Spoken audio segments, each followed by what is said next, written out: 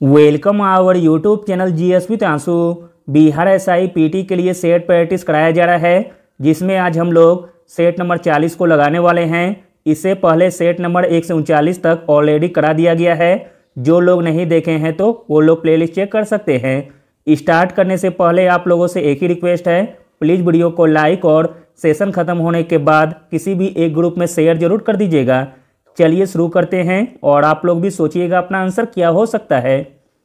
पहला प्रश्न है, पश्चिमी घाट किस प्रकार के वर्षण के माध्यम से वर्षा प्राप्त करते हैं। इंपॉर्टेंट प्रश्न है।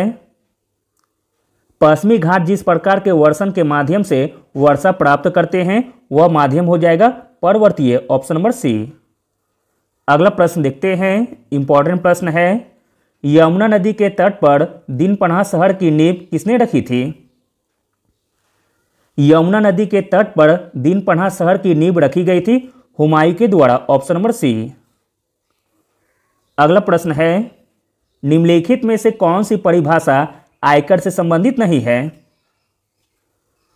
तो दोस्तों आयकर से संबंधित नहीं है वह परिभाषा है मोड भेंट, ऑप्शन नंबर सी। मोड भेंट आयकर से संबंधित नहीं है, मोड भेंट उत्पाद कर से संबंधित है। अगला प्रश्न देखते हैं। इंपॉर्टेंट प्रश्न है, ग्लाइकोलाइसिस कोशिका के डैश में होता है। तो दोस्तों ग्लाइकोलाइसिस कोशिका के कोशिका द्रव में होता है, ऑप्शन नंबर बी। अगला प्रश्न देखते हैं। इंपॉर्टेंट प्रश्न है, डैश भारतीय प्रशासनिक सेवा के प्रमुख की भूमिका निभाते हैं। भारतीय प्रशासनिक सेवा के प्रमुख की भूमिका निभाते हैं कैबिनेट सचिव, ऑप्शन नंबर डी। अगला प्रश्न देखते हैं। इंपॉर्टेंट प्रश्न है, मौर्य वंश के राजा होने से पहले सम्राट अशोक डैश के राज्यपाल थे। मौर्य वंश के राजा होने से पहले सम्राट अशोक राज्यपाल थे उज्जैन के, ऑप्शन नंबर ए। अगला प्रश्न देखते हैं।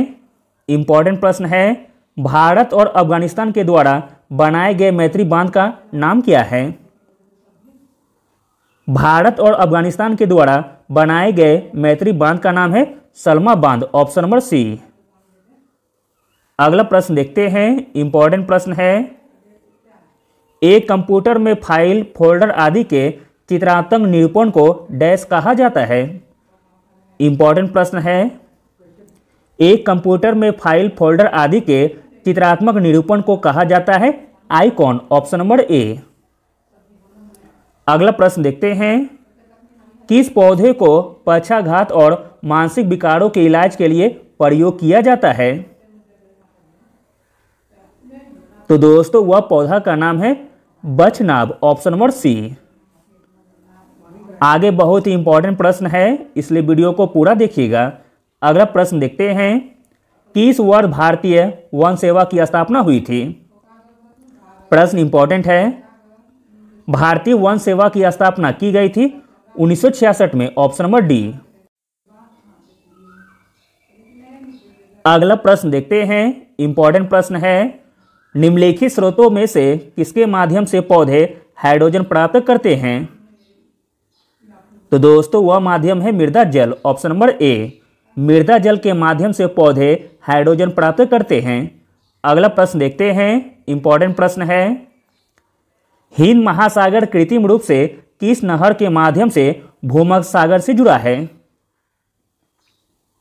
हिंद महासागर भूमध्य सागर से जुड़ा हुआ है सुएज नहर से, ऑप्शन नंबर ए। अगला प्रश्न देखते हैं। चाय में कौन सा अम्ल उपस्थित होता है। चाय में जो अम्ल उपस्थित होता है वह अम्ल का नाम है टेनिक अम्ल, ऑप्शन नंबर सी। अगला प्रश्न देखते हैं। इंपॉर्टेंट प्रश्न है, स्वर्ण कमल पुरस्कार किस क्षेत्र में दिया जाता है।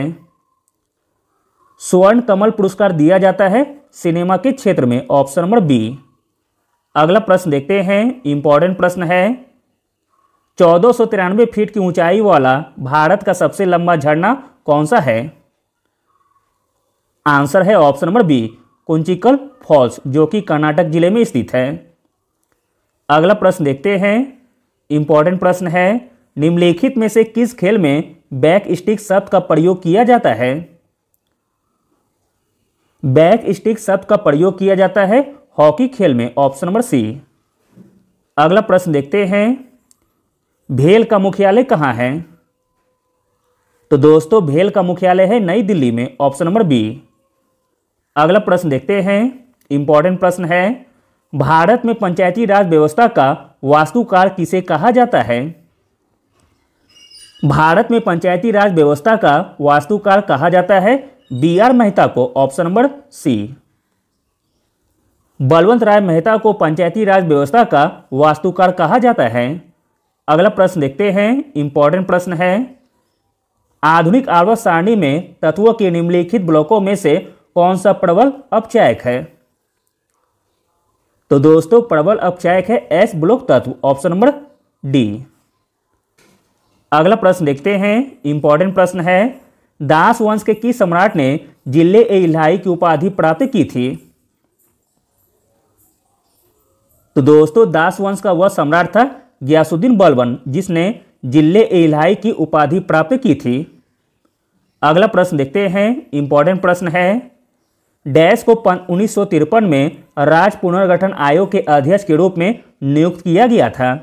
इंपॉर्टेंट प्रश्न है, 1953 में राज्य पुनर्गठन आयोग के अध्यक्ष के रूप में नियुक्त किया गया था जस्टिस फजल अली को, ऑप्शन नंबर ए।